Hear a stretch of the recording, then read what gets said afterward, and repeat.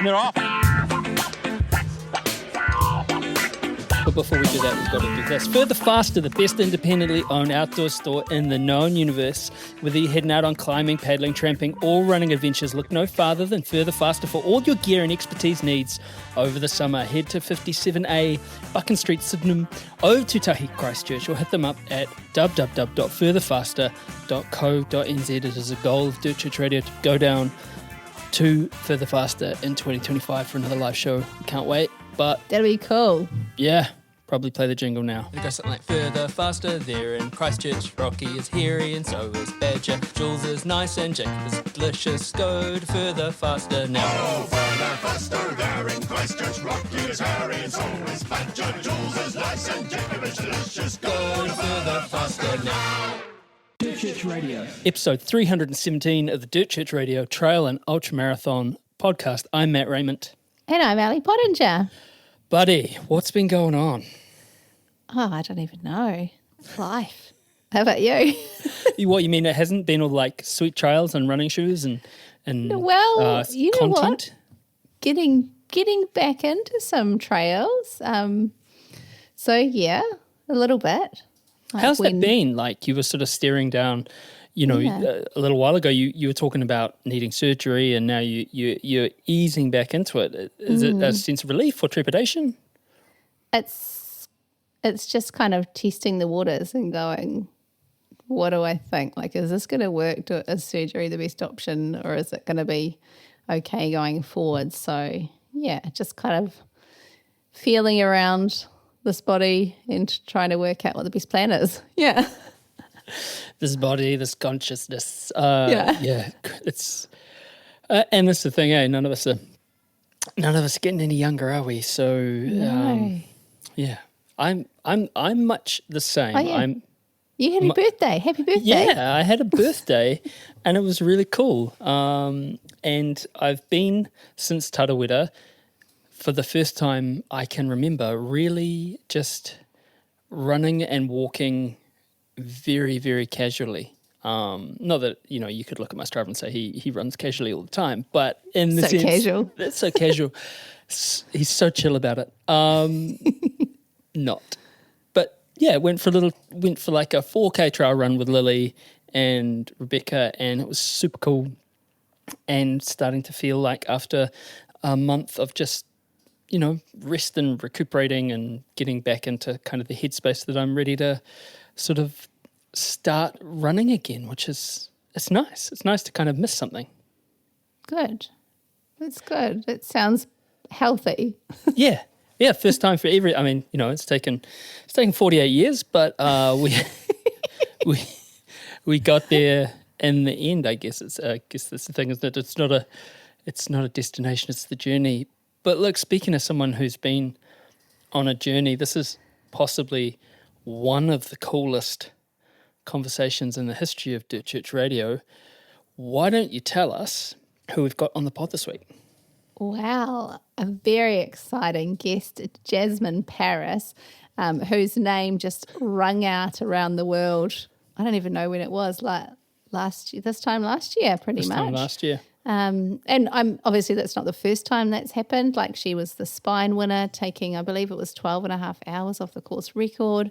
She's legendary fell running champion, Bob Graham record holder, and founder of the Green Runners, as well as, being a mum and a vet, a lecturer, and PhD. probably countless other things. She's got a PhD. She's got a PhD. In veterinary science. So, yeah. Yeah. Yeah. We didn't even ask about that. I kind of wanted to, but I think...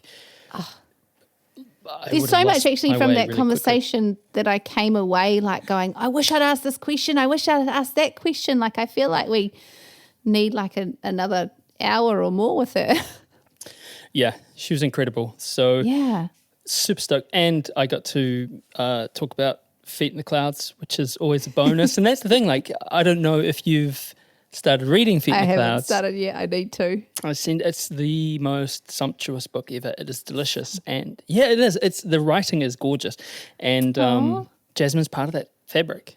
It's super cool. Yeah, and well done. Well done for getting after it and getting it onto the show. It's incredible because it was viewed around the world, wasn't it? It was a thing like groundbreaking. And the other day I messaged a friend. I don't know why. I had this dream that I had to message her and say, Jasmin Paris, finished the Barkley at 40 years old. So kind of keep at it, mate, because, yeah. And then she said, that came at the right time. So it was funny how that worked out. But I think that's a good message too, like we look at these people and,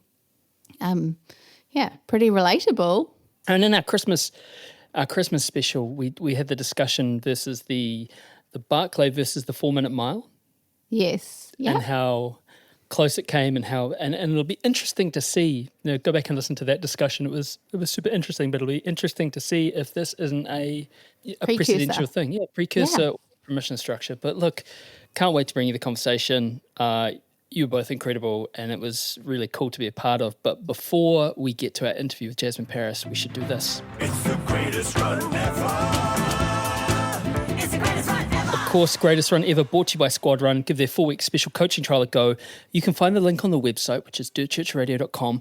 This is the part of the show we ask you to write into us and tell us your greatest run ever. It doesn't have to be a race or a mountain summit. It might just be a run around the block, something that sunk to you for some reason. Send it into us, dirtchurchradio@gmail.com. This is from Wendy Meredith. My greatest run ever is not actually a run, it's a walk, because I am a trail walker. Aren't we all, darling? A 62-year-old walker with osteoarthritis in both knees, advanced deterioration in lower back, mild asthma, and no thyroid, she puts in brackets, severe Graves' disease. Before my body started to fall apart, I was a road power walker winning races in my age group. After the Graves, I was left with a 30-kilo weight gain and fluctuating energy levels. I was told to stick to 10 kilometres. I'd probably never do half marathons again.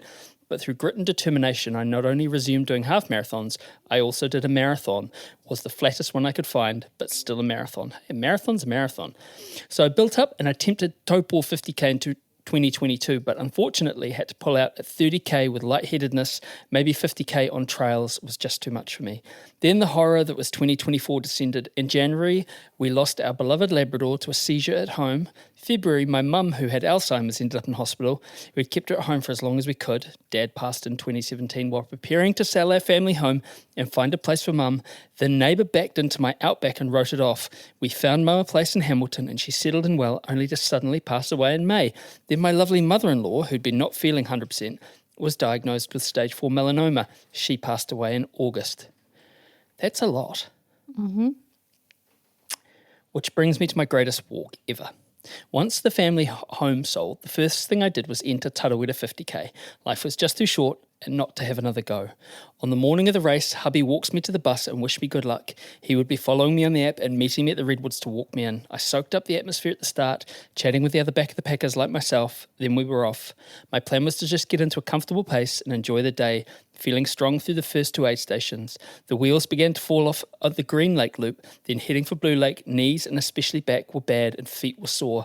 A pity party was going on with thoughts, I can't do this, I'm going to pull out. Got to Blue Lake aid station, shout out to the wonderful volunteers who really look after the participants and made a huge difference to this walker. I sat down, took off my shoes and socks, popped a couple of paracetamol, ate my sandwich, next topped up water, electrolytes and snacks, changed my socks and shoes. She says here, Brooks Caldera with nitrogen insoles, oh so soft and should have started the race in them. Not a paid athlete, just a fan. Quick loose stop, then popped DCR on and I was off for the second wind. Despite there being a big up and lots of stairs down, knees protesting, I actually enjoyed that section. Got a bit emotional as I entered the Redwoods as it dawned on me I was going to do this, plus hubby was waiting there. Again, the atmosphere at the Redwoods lifted me up and after grabbing a handful of chips, hubby and I were off to get this done. The feeling of crossing that finish line is something I'll never forget. I made a promise to myself that if I finished, I was going to get a smaller version of the toki given to the milers. It is a symbol of strength, courage, and determination. I now wear this with pride and can at last call myself an ultramarathoner. So would I do another 50k? I told myself I only had to do it once and that I never would have to do it again. But somehow, 2 days later, I entered Taupo 50k. So I guess here I go again. That put a smile on the dial. Yeah, absolutely. This is one of my favourite, if not my favourite part of Dirt Church Radio. And, you know, I say it often, we have so many different people write in, different experiences. We've had animal-based ones, we've had ones that have left us laughing, we've had ones that have left us in tears, we've had ones that have left us doing both. So do send them in, dirtchurchradio@gmail.com. All right, beyond excited, beyond stoked, the legend, the one, the only Jasmin Paris, MBE. I'm very excited to have on the incredible Jasmin Paris. But actually, should we call you Small European Woman? Were you happy with that? What would you have called yourself, Jasmin? I would have called myself Jasmine, yeah. But yeah, if you want to call me Small European Woman, I think I've learned to respond to that. We don't. We'll go with Jasmin. Yeah, we'll stick with Jasmin. It's one of those, what are they called? Cross-cultural junctions, really, isn't it? It's what a thing. Jasmin, thanks for jumping on with us. We really do appreciate it. And I guess just to kind of start off, you were telling us you've just been in Switzerland. Were you running or skiing or?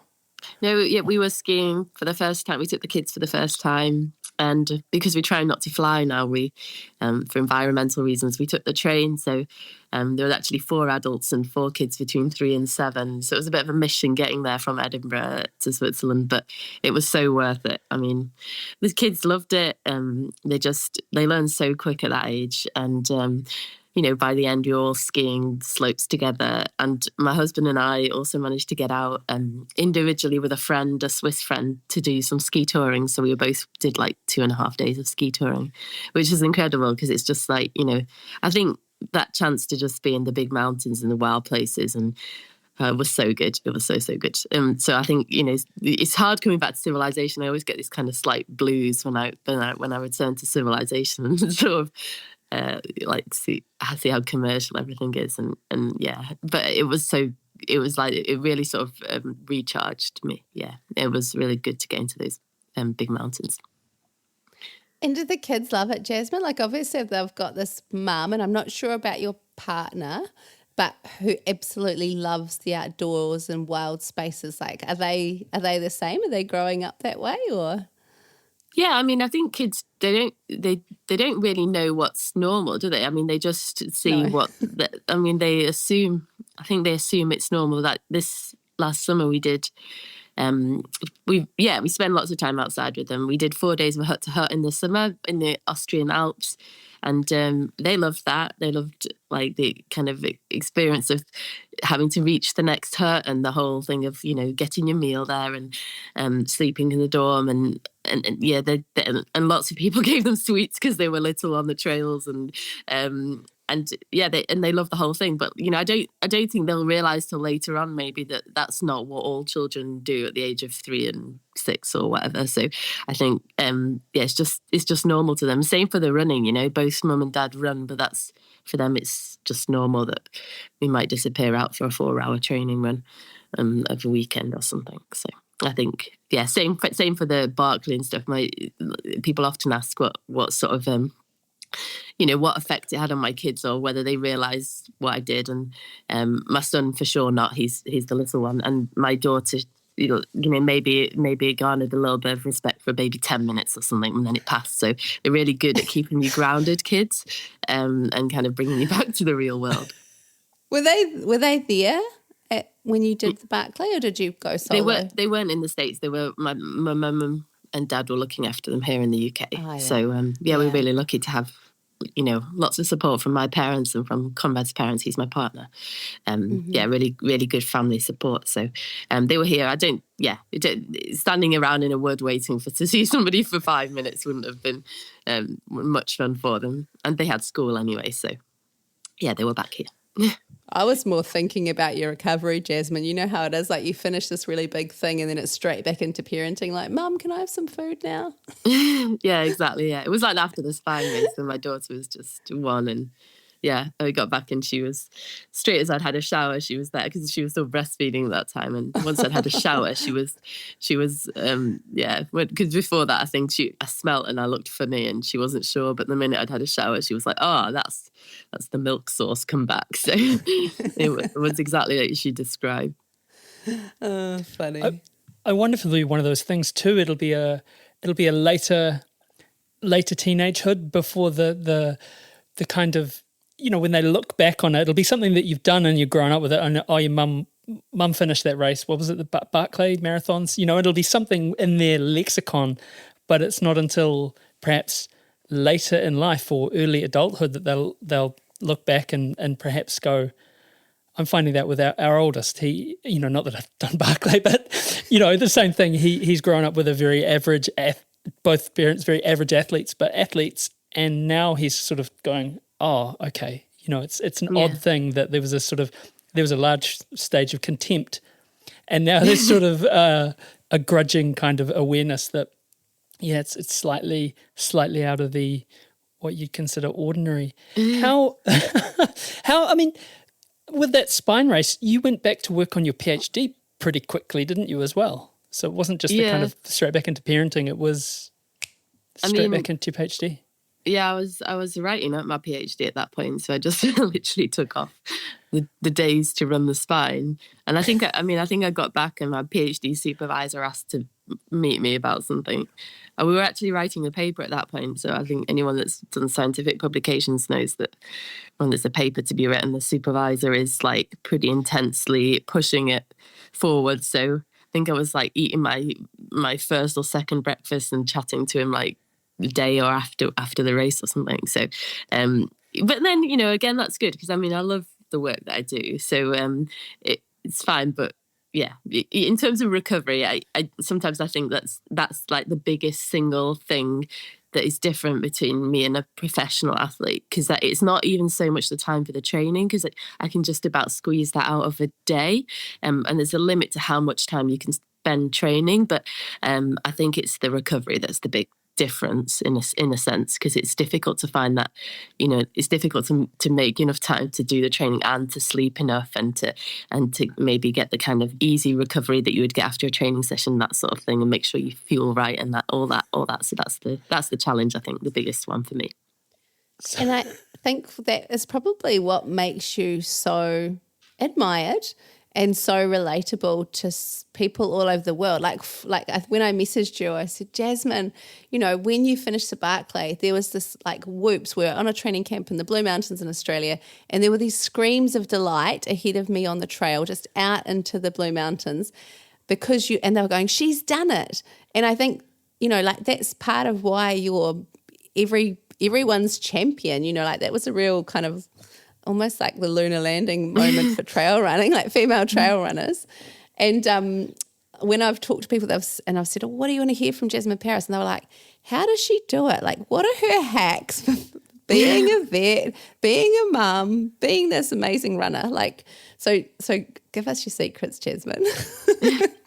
I do. I guess I'd always I want to start by saying A, it's not easy, and B, I'm always a little bit reluctant when I answer this question to I want to acknowledge that A, it's not easy, but also I would never want people to feel that they are not good enough because of what I answer, because then that they're not doing enough. So I just kind of just clarify it with, this is just the way that it works for me. But it's really tough being a parent and trying to have a career and also be an athlete. I sometimes feel like I'm split three ways. I'm a clinical academic, so I do research on clinics. I'm trying to run against some professionals, and then I'm doing it kind of completely amateur. And at the same time, I'm working mum. So there's all three things that massively clash with each other and that pull you in all directions. But what, before I can say more about how I guess I do it, I do think there's advantages as well. So people forget that, but there are advantages to doing the three things at once.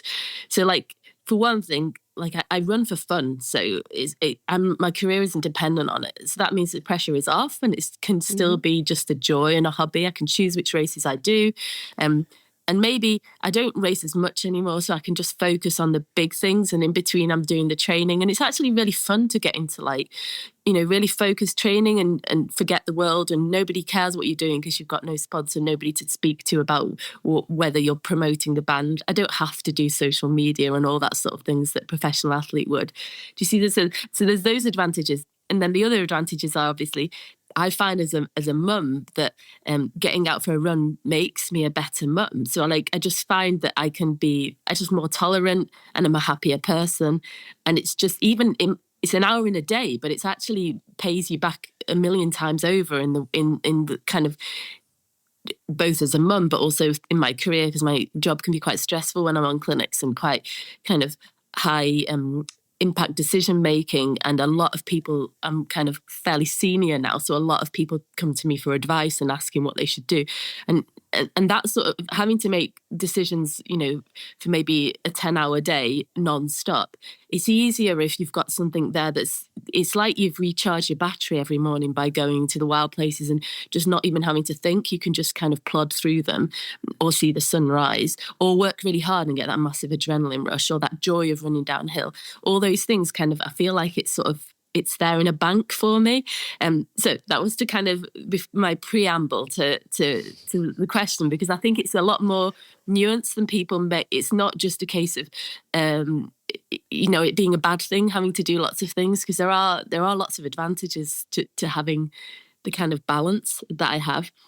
So in terms of how I do it, well, firstly, when I'm training really hard for things, I would say that for something, say I was training really hard for Barkley, I would say that to some extent I try, I kind of try and prioritize the thing that I'm pushing for. So I guess what I'm trying to say is that my family, I always want to be the first thing. That's the most important for me. But there is a little bit of leeway, and certainly in terms of non-clinical work, that I can push harder at sometimes than others. So like, for example, at the moment, I'm not training for anything big, and I'm doing a lot more research in the evenings and things as well. So, out of a standard work day. But kind of the opposite is true, that if I was training really hard for Barkley, I might be able to take a little bit of a back seat. It doesn't mean that I'm not doing the work. It's just that it just depends what your main priority is at that point. So that's part of the balance. But then just in kind of a purely practical point of view, I mean, I think I've said lots of times in interviews, I do my training early in the morning. I think a lot of people with parents would understand why that is, it probably started when the babies were like essentially newborn, and it was just the easiest time to get out and know that the baby would continue sleeping next to my husband in the bed, and that I would get that kind of hour and a half to go into the hills. And so that's continued. I always find that that's the kind of this magic secret hour or two of the day, because there are no demands for your time. By the time you get to the end of the day and all the kids are done, it's 9 o'clock at night, and I'm A, exhausted, B, I've had dinner, because it's really important to us to eat as a family. So we eat at 6:30 dinner, and I don't really want to train hard out just after I've eaten dinner. So just that it works really well for me. So I usually get up about 5, maybe have a slice of toast. I go out training from sort of 5:30 till 7:15 maybe. Then 3 times a week, I do a strength session for half an hour. And then literally it is like 2-minute shower, grab something to eat on the way, and drop my son at nursery. So I need to be out of the door by 8 o'clock to make it in time for dropping at nursery and clinics. So it is a really tight turnaround. It helps to have everything ready the night before. So you're, like my head torch in winter charged up and my kit ready and my shoes ready. I make it as easy as possible so that I can almost like roll out of bed and kind of still set off half asleep, because the hardest bit's always getting out the door. Once I'm out the door and I'm running, it's very rare that I would want to go back. In fact, if I felt really bad and wanted to go back at that stage and I'd been running for a while, I just would go back because I'd know there was something wrong. Because generally once I'm out, I enjoy it, and I always come back, as I say, unless you were ill or something, I always come back feeling better than I did when I went out. So it really is, the hardest bit is getting up. I think it does help me having something to train hard for. So for example, when I was training for Barkley, it just gives you this whole kind of new motivation to get out of bed. I suddenly wasn't finding it difficult to get out of, it wasn't difficult at all because I wanted to do it so much. Helped me as well having a coach, because I had a training session, so I knew that I needed to fill those sessions, and I knew that that was my only slot in the day to do it, at that kind of 5 a.m. slot. So if I didn't get up and out of bed, then I wouldn't fill it. So those are kind of things that help with motivation. And so that's kind of how I do it on a kind of a purely practical point of view, is the early mornings. And then at weekends, things with the kids, now they ride bikes, so you can do an extra session by running alongside the bikes, for example, or we go hill walking. And if you're carrying the family rucksack and you're kind of running behind kids, then that's like extra training. When they were babies, I was carrying an increasing weight of baby up the mountain, So there's all these kind of extra little things that you can do. I when I'm in the lab, I cycle commute from the nursery drop-off. So that's like 50 minutes of cycling each day as well. So yeah, I'm just kind of fitting in little things. I tend to, Saturday morning, I do my training session still really early in the morning. And then I get to the swimming pool, which is where I meet my husband for the kind of fun session with the kids. He drops them off there and goes running himself. And we go to the fun session. Usually I get there a bit early and then I can have a swim and maybe do a sauna session if I'm training for something in high mountains or in heat. So it's just these like little things. I think partly, I am going to stop in a minute. I think partly it's about priorities, you know. So we don't have a television at home.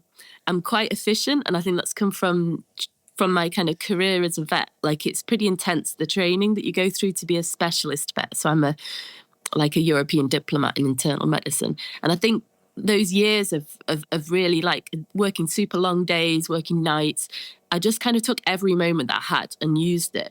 And I think that's actually been a real advantage now, because if you really want to do something, you somehow fit it in, and the rest kind of fills in the bits around it. So I think you'd be surprised once you start to prioritize something, how much you can actually fit in.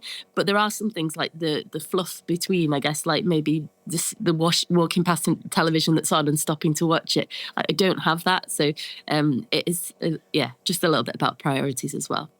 Sorry, that went for a long time. Hopefully that's kind of answered your question. Well, I guess it knocks the term, and we use this, and it's not a desultory thing, but the word hack comes out. There's no hack there. There's no shortcut at all. It's not a thing. It's. I think sometimes people will just want like a magic answer, like I'm gonna pull another 24 hours out the day, and I would love that, but it's not the case. I'm just like, I think you're right, like kind of that when you've got something that you're really invested in, you prioritize and you find, like you make the space for it amongst your busy life. So I think that's kind of the thing that struck me is like with Barkley, it's like, right, game on, like I'm out doing this. Yeah. And it's kind of funny because if you mentioning Barkley, that it was like that, wasn't it? It was like down to every second. I had to use every second. So it's kind of, there's an interesting parallel there, because it was literally like squeezing the most out of every second in the same way that like your everyday life is. Yeah. Being the ghost of being the ghost of Christmas future as the person with older kids. I mean, it's funny, isn't it? You look kind of, I'm just thinking back on, the lives that you both are living at the moment with young families, and you're like, how did we even live? How did now that you're out of it, and we're eating lotuses and having naps, and doing things like that, like having a nap in the afternoon. It's actually quite nice. Took me a long time to get into the habit, but now I'm there. My God, lucky duck. I know. But although, if we want to take it back to sort of a Gary Oldman, I did my time, 12 years of it, in Azkaban. But wow, just incredible. It's that grind, hey. Mm-hmm. You've had a few goes at the Barkley to finish it. What are we going to see next from you? Like you've said, you haven't got anything big on the horizon at the moment, or do you? What projects or races are on your radar? Anything like Jogle, or is it all purely kind of like mountains and gnarly terrain? So I don't even, what do you mean by Jogle? I don't even know what that is. Or is it like joggle or something? What yeah. Oh, sorry, joggle. Yeah, joggle or the jog. No, but I've heard about it. I don't really know what it is. So you can enlighten me. So I don't know how I know about this and you don't. But basically, so you can go Land's End to John O'Groats, which is Le Jog, or you can go John O'Groats to Land's End, so running the length of the UK. Okay. Yeah. So I have heard of that. Yeah.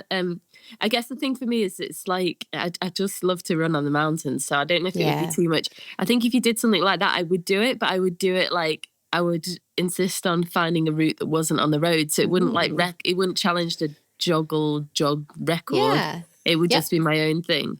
So I think. So I do have loads of things that I want to do actually, and like I think the more you look and the more I get invited quite a lot to races, which sound amazing all over the world now. But again, I try not to fly, so it's kind of fairly easy in most cases just to say sorry, but I can't kind of fit that in at the moment. But there are races that I know that I want to do. At some point, I'd like to run Hard Rock, just because I'd like to experience it. I'd like to I'd love to come across to New Zealand at some point, but I think we want to do that with a family and just, it probably would be more for like 4 to 6 weeks in a holiday and just literally like explore and see the mountains and maybe do a race or something like that.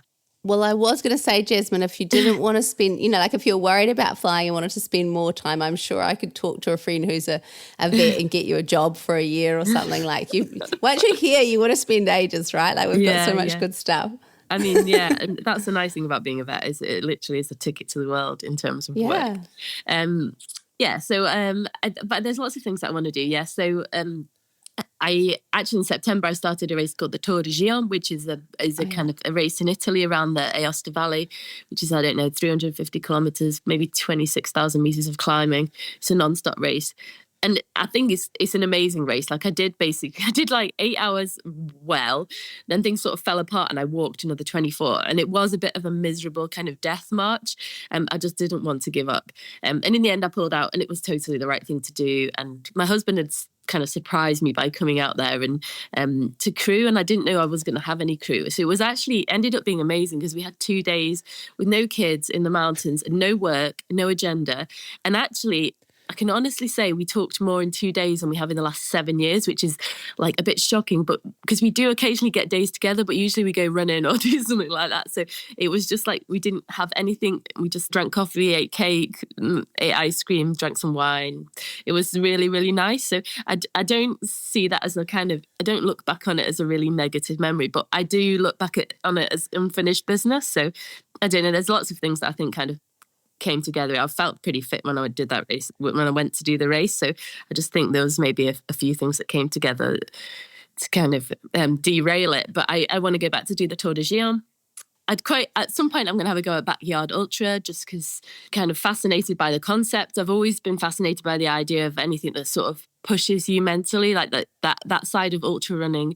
I think that's kind of partly what drew me to Barkley, because Laz has really tapped into that thing of how far you can push yourself and what's possible, not just physically for a human, but I think mentally as well. And I think he's got a bit of a vision in that sense. And I think the Backyard Ultra is along those lines as well. It's a different sort of thing, but I'm not saying that would be very good, but I'm just kind of interested because I don't think it necessarily plays into the same people that would maybe do a race well. There's lots of reasons for that. But I think I'll do that at some point. And then here in the UK, there's kind of challenges that I'd like to do close to home because, I think that kind of trying to do more things close to home is a good idea in the current climate. So all the kind of Scottish mountains above, I think, 3,000 feet are the Munros, and I'd like to at some point have a go at a continuous round of the Munros, which has been done before a couple of times, but it's going to take like 3 to 4 weeks. So it's just the time away from the kids. Yeah, those sorts of things. So there's lots of, and I'm probably forgetting several things. So I have lots of things I would like to do. I'd like to do as in the States, there's a challenge, isn't there, with the 40, I'm trying to remember, I've totally forgotten. Nolan's. Yeah, I'd like to do, so those sorts of things I would like to do as well. So there's like a few of those sorts of challenges that I've heard of and thought of and said I would like to do that. So it's just a case of, I think if we go somewhere far away, we'll probably now go for a longer period as a kind of a memorable family holiday and take the kids hiking and that sort of thing.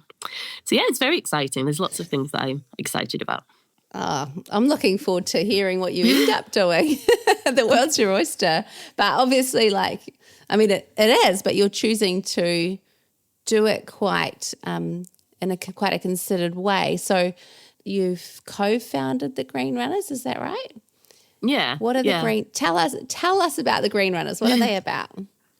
Yeah, so it's a community. It sort of started here in the UK, but it's definitely spreading around the world. So the idea is it's a community of runners hoping to kind of inform people and inspire people to make greener decisions in their running. So very briefly, it's based around 4 pillars, thinking about how you move. And for most runners that race, that's travel to races. Like that's the biggest kind of carbon footprint of our sport. So maybe flying to fewer races, thinking of a kind of top race that you want to go to. And if you can travel more locally, that's obviously better by public transport or sharing a car with lots of people. But yeah. So that's kind of the main one is thinking about how you move. The next one's how you kit up. So I don't run for any kind of company. I choose to try and instead show that you can repair your kit and make your shoes last as long as possible. So there's the Green Runners, for example, has advice about repairing your shoes. So there's loads of really good advice about how you can do that and try and make them last longer. So even if you don't become a member, you can just, look at the website and there's loads of useful tips. Then the third pillar is about how you fuel. So we know that just moving to more of a plant-based diet, and none of these things are like absolute. It's just about making small changes that are gonna make a difference and cumulatively. And then the final one is how you speak out. And I think that's arguably the most important one. And that's not just within the running community, because as runners, we are the consumers, so we have the power to change. And this is mainly thinking about events, because the big events are the ones that, are going to have the biggest kind of impact on the environment. But we have the power, as consumers, to say what we want and what we're willing to accept. And so I think that's where we kind of have a lot of power. And the interesting thing is that once you start to kind of think about these things, it spills over into other areas of life as well. So it's not, it might start within the running community because that's where us co-founders felt we had the biggest influence, but I think when it moves beyond that. And it's nice to find that the kind of Green Runners has become a bit of a voice, I think, for the running community, certainly within the UK, but I think that's spreading as well. And it's just that some kind of concrete sort of voice that we can raise issues through. It's totally volunteer-led. It's a charity. So anybody that wants to get involved, it's just a case of, the main thing is making a pledge to even just tiny little things it might be, but how you're going to try and make a difference. And then you just pay a very small amount and you can get a badge. There's no T-shirt, obviously, because we're trying to promote not buying more T-shirts. But you can get a badge to sew onto your kit to show that you're a Green Runner. But from my point of view, I always say the most important thing is doing the thing. So even if you don't become a member, if you change maybe fly less to fewer races and kind of target the ones that you're really passionate about, then that in itself will be a massive difference if multiple people do that. What do you think the clarion call of the bigger races is? We're cupless.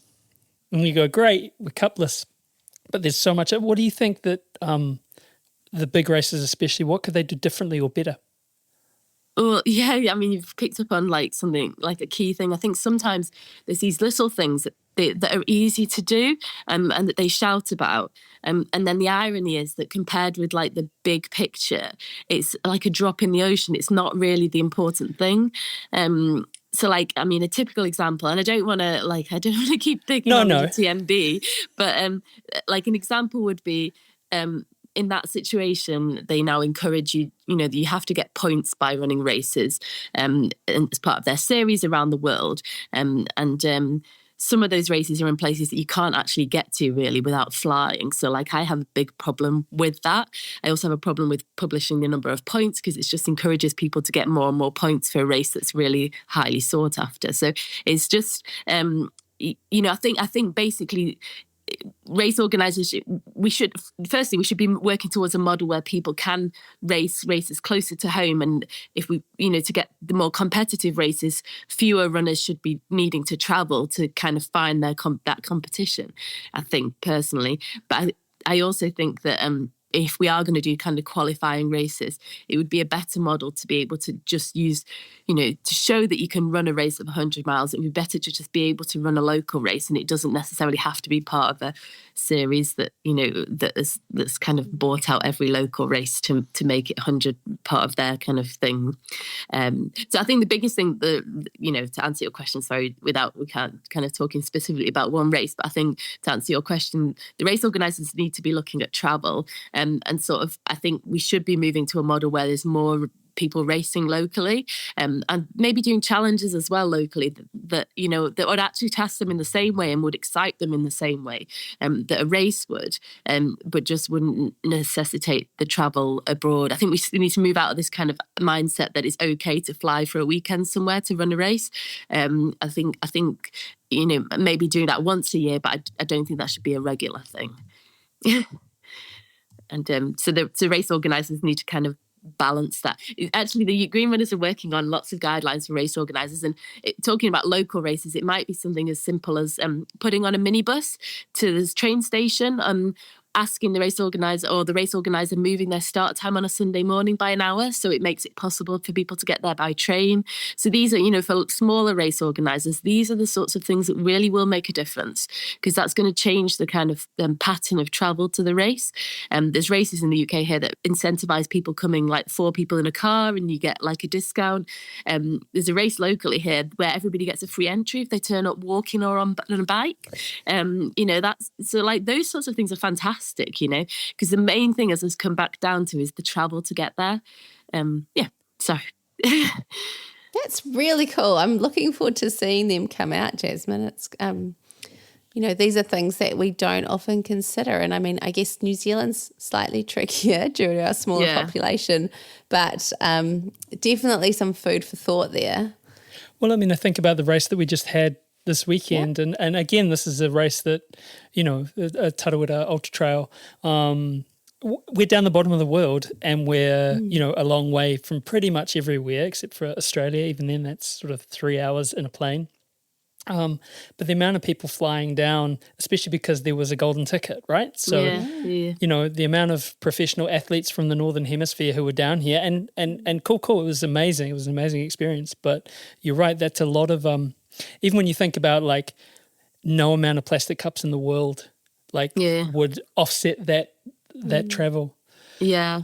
And it's hugely complex, contentious issue, and the last thing I want to do is preach, and just to finish on the note that the Green Runners is not about being perfect. Like, I'm not nowhere near perfect, so it's just about trying to make small changes, and it's better to be trying than not trying at all. So that's.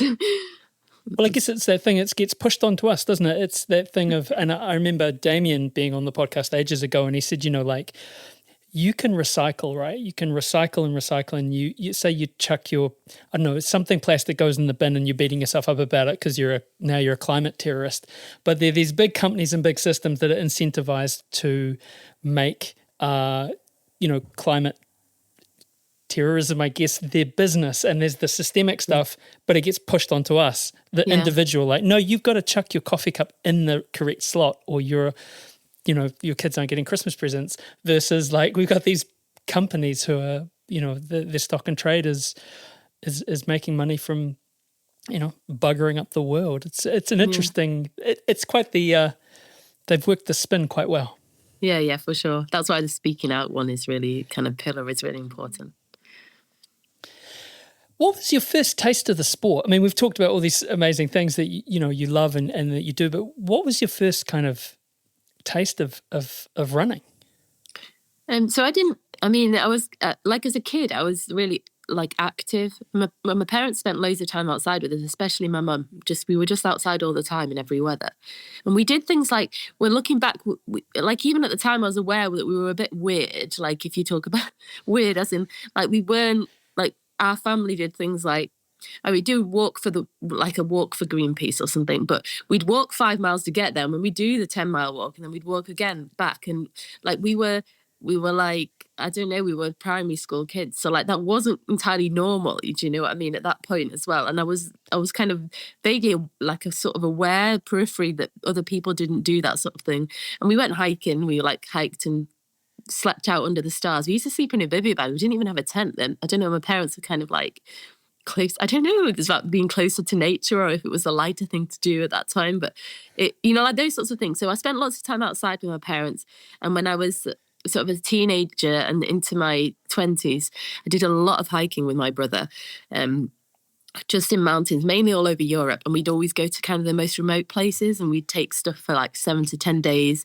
And we'd aim really not to see anyone. So we wouldn't go down to get more food. So we'd start with these really heavy bags, and they'd get progressively lighter as you ate your way through the week. And we always ended up hungry by about day 4 or something, kind of rationing. But so that, I think, I wasn't a runner, but that was kind of my background. I rode horses all the way through my teens, did quite a lot of swimming. And occasionally I'd run back from the stables just because there was nobody to pick me up. And I remember running in you know, because when I used to say I didn't run till I was an adult, but I guess I did little bits like that. And I remember running in like long riding boots and a wax jacket, and I had to run up the hill, and it was, I don't know, 2 or 3 kilometers. And I just remember like running, saying in my head, I quite enjoyed. I remember the discovery of kind of realizing it was fun to try and run to the lamppost and then, you know, before you walk type thing, and then and again. So even maybe back then, I was kind of experienced that kind of joy of the challenge, maybe of kind of setting yourself like little targets and then seeing whether you could do it, and that kind of physical exertion.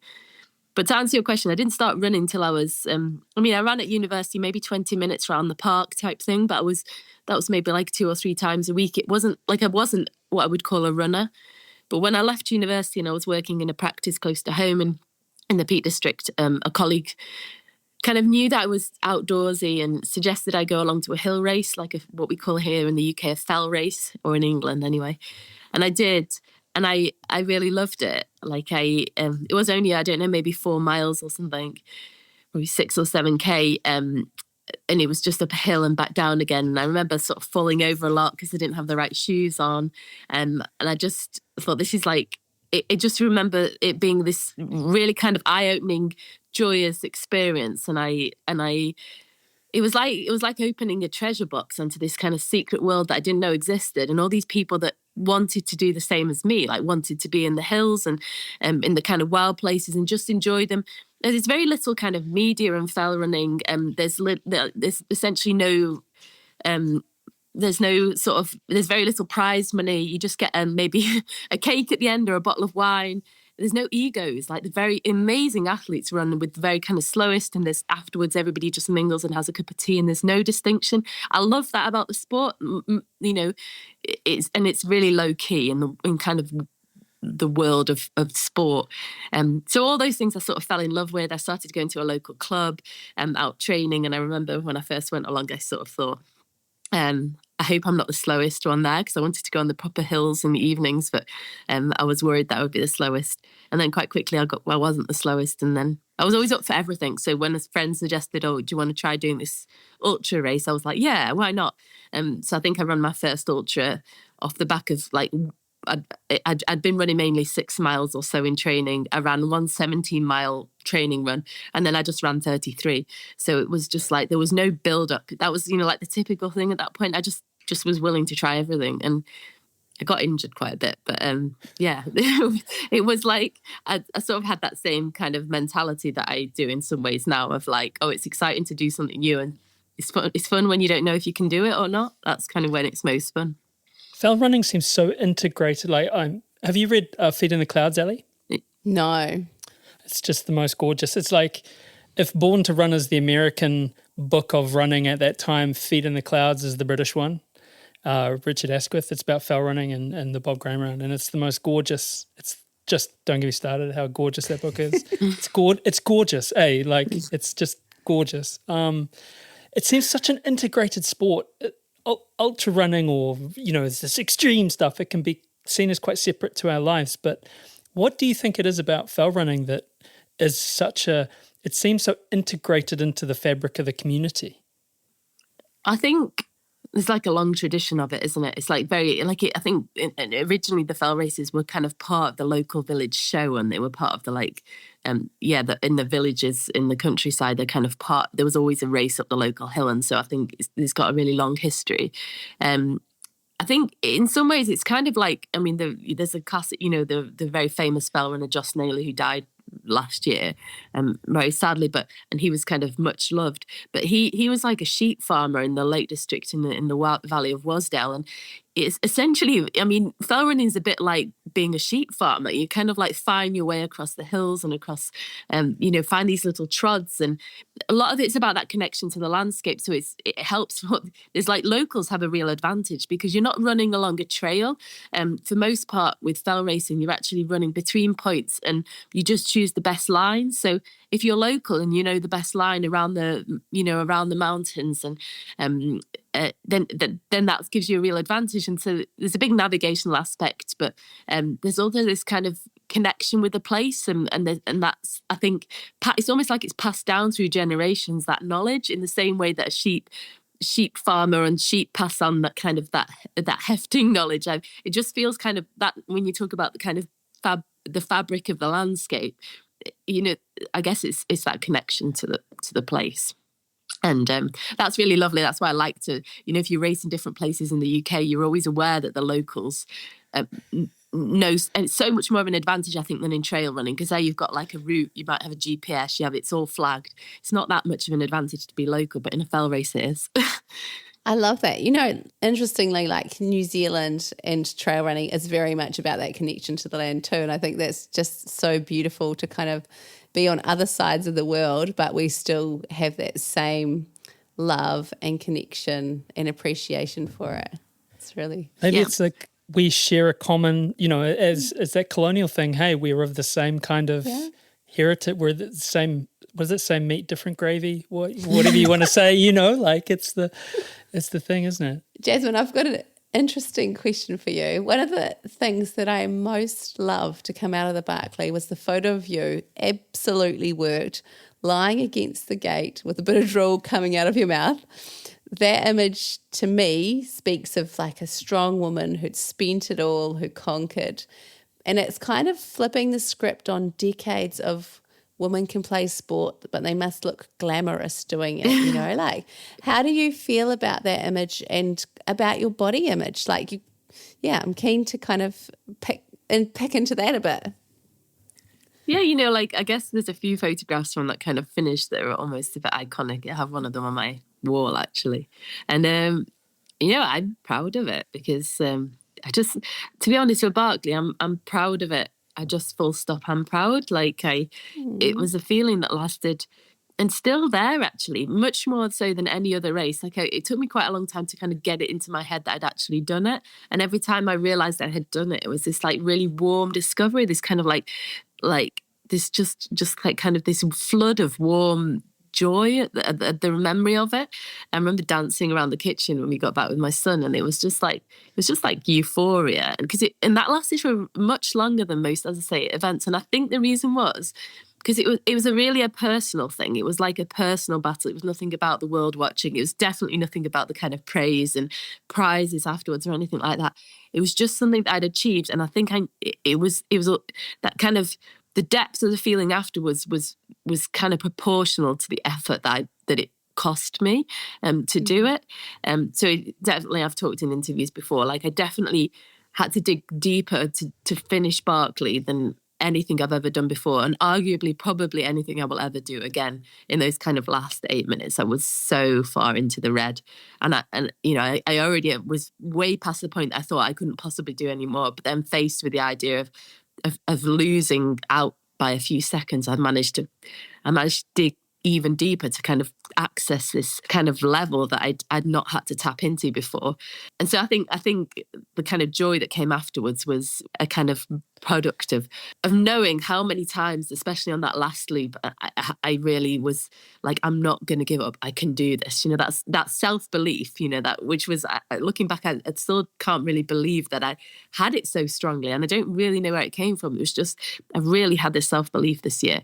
And then so many times when you think of how many times there were little things that I could have just waited a bit longer for, or just been a bit more kind of slow about, that would have cost me those 99 seconds. It's just, but I just never stopped pushing. I was really, really wanted it so much. So that's why it's such a joy. And so when you talk about that photo, I think I look at it and I'm just proud of myself, and I don't feel any embarrassment about the way I look, because I know that I left it out. I left it all out there. So, you know, like I think I'm like, I own it, that photo. Like I know, because I think quite often in photos you kind of put on this, you know, you do the smile or whatever, and you kind of, you runners, you know, run faster going past the camera, they smile, they look great, you know, but there it's like, it's raw, isn't it? Like when I finished, I didn't even know if I'd, like, for sure if I'd done it. By that point, I think everything was peripheral except getting to that gate. That was the only thing left in my mind. And so when I hit the gate, all I could think about was, now I can stop and breathe. And you can see the way I hit the gate, and I didn't even decelerate. I just kind of hit it, went over it, and then fell to the ground. And that's because everything else, like, I couldn't really see anymore. I couldn't, all I was focusing on was that bit of gate in front of me. But in terms of people on either side, I wasn't really seeing them.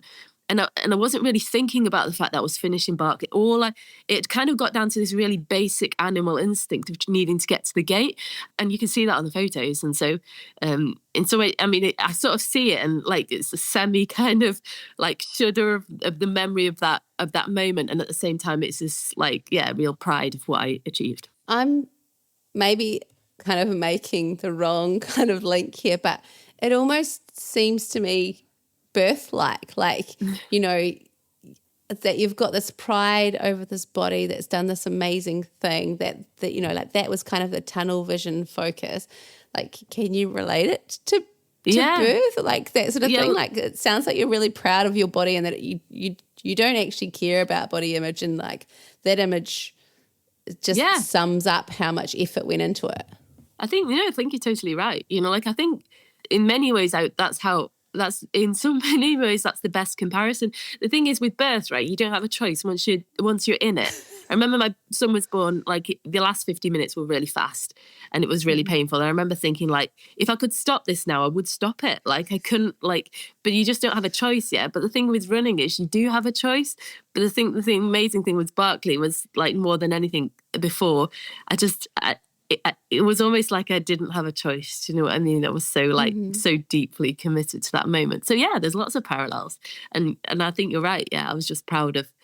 I was kind of proud of that raw humanity and what I achieved. And going back to it, like it's just like kind of personal like joy of the thing, not the kind of worldwide like acknowledgement or anything like that. It's just a really kind of it's a kind of a personal joy. You're the first person that certainly I've ever spoken to, and we've had Laz Lake on the podcast, we've had Greg Hamilton on the podcast, not for, it took us 5 years to get him on, but we did get him on at gunpoint. You're the first person I've ever heard discuss Barkley with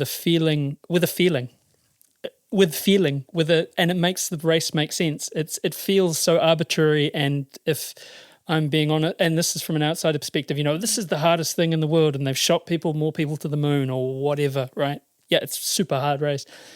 But actually acknowledging that the achievement and the joy of finishing it just seems like up until now, people finish and it's like, yes, that was good. And it was very hard, and hard. It's so lovely to hear you actually talk about it in a real, joyful. It makes the race make sense, which is that's really interesting. Yeah, I mean, there's also these little moments of joy on the race, and it's interesting because you're so focused on that race. You have to be focused the whole time. That's one of the things that makes it really hard. You can't stop focusing. But even so, like I remember like little moments of joy, like the sunset, and I remember like flashes of colour, like in the brown forest, like butterflies that were starting to come out. And I remember those as kind of like key. There were moments when I was still like able to appreciate the fact that I was in this wild place, and Barkley is, the forest itself is not particularly, when you're on first sight, it's not particularly attractive. It's not not in the way that the Alps are, or these big kind of mountains where it's easy to see the kind of the attraction of the vista and the views and the kind of splendor of it. It's not really like that, but it grew on me year after year till the place was familiar, and I could really appreciate those big old trees and that kind of like the quiet winter forest, so, and I did have these flashes of like connection to it, but as I say, most of the time you're massively focused, but there were moments like where it came back to me, and that was also really joyous. Do you think that joy came from like trying, so first and then second and then the third time, like is that part of why you feel like you had that great joy, because there was so much invested in it? And what would you say to somebody, because I think that's part of what it makes it really relatable, like people that are doing these hard things, it's hard to grasp, hard to fathom putting yourself in that position to do something difficult. What would you say to somebody who's lining up for something again after failure? Yeah, I'm sure that was part of the kind of the reason that it was so special, was having, I guess the multiple attempts. Also knowing, that there was no like, I guess as a finisher, there's no guarantee, even if you ran it the next year, that you would get the right weather conditions, that everything would come together. Like for me, I knew that everything had to come together at the same time for me to finish that race, the fitness, the weather, everything. And for sure, the third attempt was a kind of accumulation, especially navigation, because I think in the first 2 attempts, I ran a total of 7 loops. Only 3 counted the second year, but I'd run 4. And of those, I think out of the 7, I'd run 4 on my own. And that's a massive advantage in terms of the navigation, having made the mistakes myself, having worked it out. I really felt confident about the navigation this year. So yeah, it was and I'd written, myself notes when I got back. And so it was like it was building each year. And so I guess to say it to anyone, if they have had a failure, like it sounds a bit corny, so like how to phrase it, but I didn't really look on it as failure. Like it was more, I was so determined to reach. In some ways it was, because I'd gone there to finish the thing. From the very outset, I was saying that I'm not going there to try and do a fun run. I'm going there to try and finish the thing. But I was really pleased the first year when I did a fun run, because I was prepared that it was going to take a few years of effort potentially. And so I think it was like it was a building block. And each time I learned more. And I knew that, the second time I did 3 leaps 4 hours faster than the first time. So, and by my calculations, if I did that the third year and took another 4 hours off, I would have 14 hours each for the last 2. And essentially that's pretty much what happened. So, so I think you try and kind of reorientate the way you look at these things and think of it as a kind of step towards the ultimate success. In some ways, when you finally get there, it's even sweeter for those kind of tribulations you had on the way. What was it like? You said you grew up with your parents and your mum just being outside heaps, 30-mile walks, etc. What was it like being awarded an MBE? I mean, it was kind of a lovely sort of mark of recognition, as I say. I come back to the kind of for me, there's nothing that could possibly top the fact that I did it. Like it's a personal thing. That was the joy of it. I think it's nice in some ways, because I think it became almost a symbol for sort of female achievement, and that kind of, especially for the maybe person that considers themselves a standard like working mum. I think I sort of became a bit of a kind of figurehead for women worldwide, and in that way I sort of felt like I was collecting the MBE for everyone that's taking on a challenge, that's maybe just considered, like me, consider themselves a normal person, but has a dream and is trying to do something big. And so, like, I like to think of myself that I sort of collected it for everyone, really. And as I say, the main joy for me was the finishing the thing. Any prize that you give me afterwards is not going to come anywhere near that kind of that euphoria and that joy. But obviously it was a great honour, and especially my dad was really proud. It meant a lot to him, so we went and collected it with my mum and dad and my little girl, and she was delighted to be at the castle, Windsor. It was, the whole day was a kind of wonderful family experience, and it was sort of very exciting as well. That's beautiful. I think thinking about that kind of from the female point of view, like what hopes do you have for your girl growing up? Yeah, it's funny, isn't it? Once you kind of have a little girl, you start to think of the world in a different way. I mean, I think I grew up like remarkably, like not really seeing the kind of, I think this is just thanks to my parents, like they did an incredible job in that way, because people often ask, but like I didn't really see being a woman as a barrier to anything. And I think, I don't know whether it was just, obviously I was brought up in the same way that my brothers were brought up, and I was given all the same opportunities. I was never told that you can't do this because you're a girl.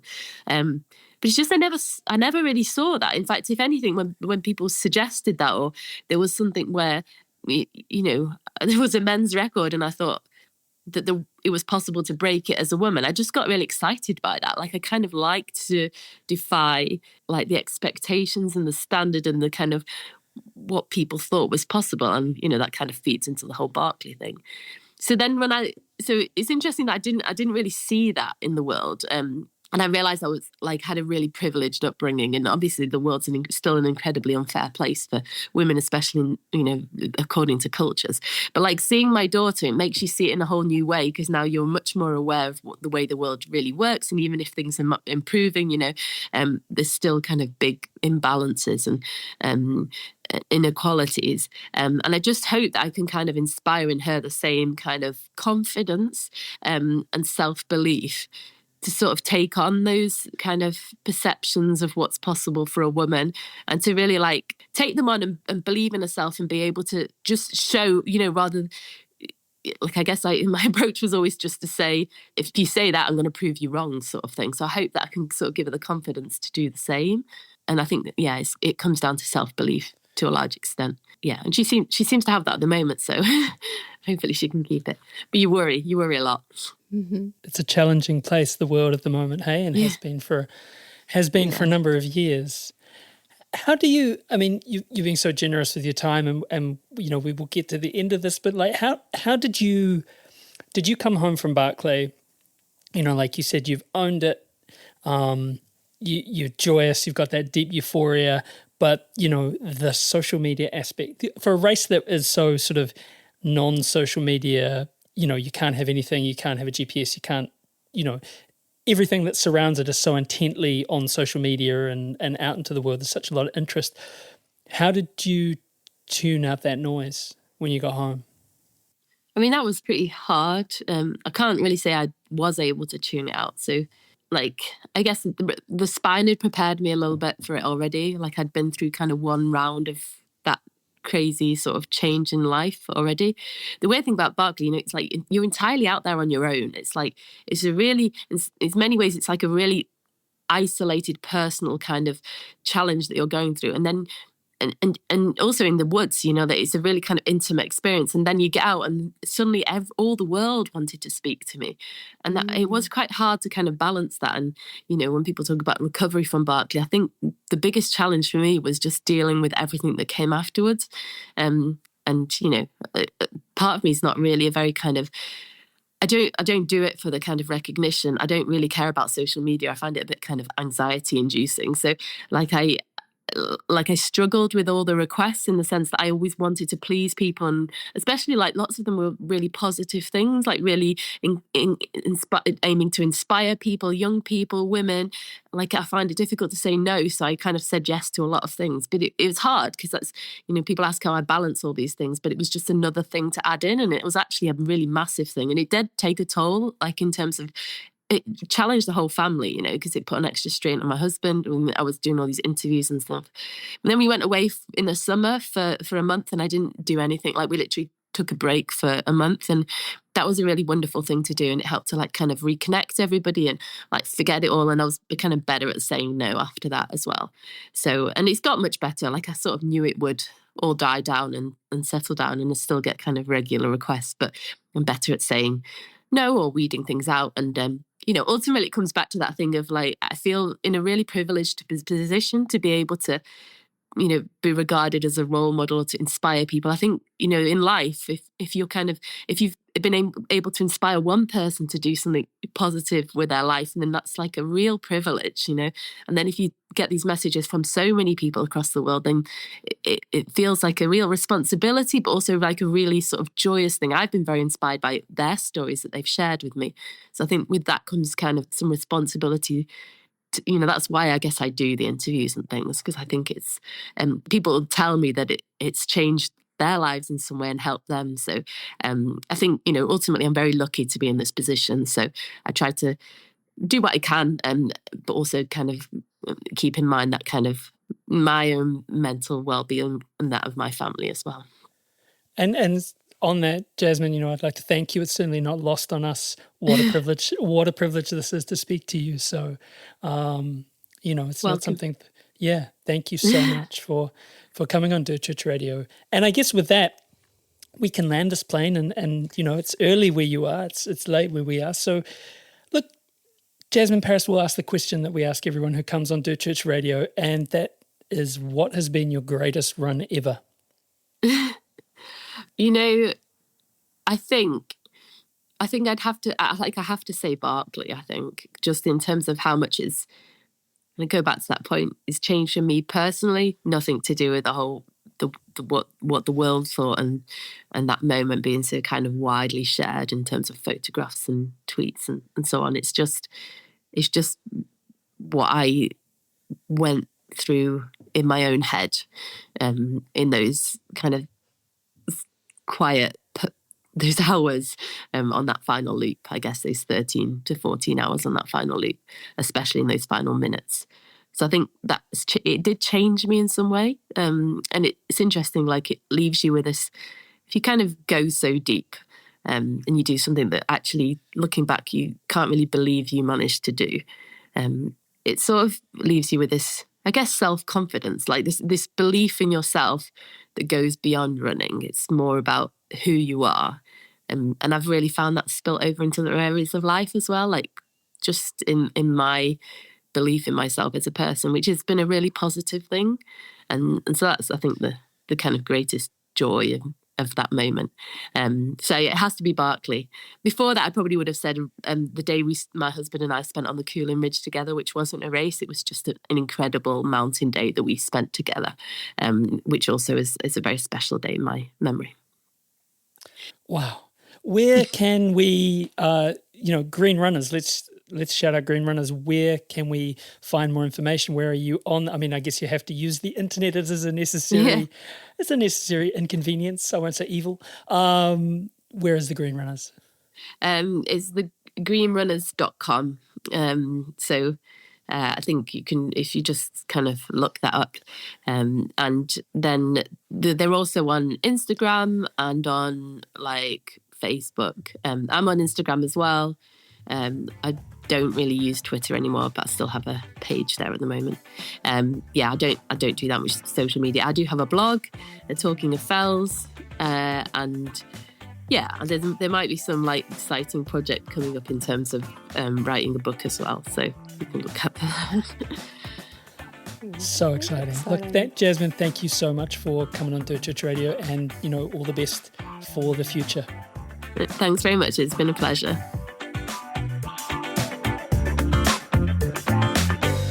Incredible. As the kids say, go off, Queen. So good. Is that what they say? Apparently so. What does that mean? She gave an 8.5 minute answer to a question. And I was really stoked by that. I had thought in my head that if we ever had the chance to get Jasmin on, she would be quite reticent, but it was really lovely to hear her talk so openly and amazingly and authentically around her experiences and just have it really, like we said in that conversation, really have the Barkley make sense. Yeah. Like we all know it's hard, right? Yeah. Like everyone knows it's super hard, that it's so hard that more people have like been on the moon or whatever it is. But for her to actually say, I loved it and I felt joyful and it was really, really cool. That was super choice. Can't wait to see what she gets up next. Oh, I know. It's exciting, eh? She'll be dreaming big, whatever it is. Yeah, 100%. 100%. Right, well, look, we should get on. Thanks very much for tuning in. Dirt Church Radio is presented by me, Matt Raymond. Me, Ali Pottinger. And our old mate, Andrew McDowell. We're on all the podcast platforms, so like, follow, and give us a rating. It helps. We're on social media at Dirt Church Radio, and you can email us at dirtchurchradio@gmail.com. Don't forget to sign up to our Substack for our weekly newsletter and Aid Station podcast. And remember to write in with your greatest run ever. We'd love to hear from you, and you can read them on the website too. And thanks to our supporters, Further Faster, That's It, Squad Run, and our Substack subscribers and the DCR Aid Station crew. Stay tuned for our show in 2 weeks when we have another great guest lined up. Mā te wā.